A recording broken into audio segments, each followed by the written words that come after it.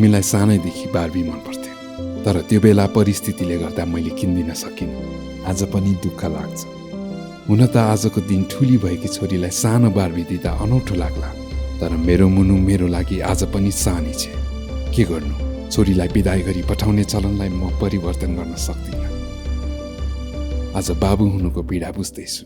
तिमी सधैँ हाँसिरहनु।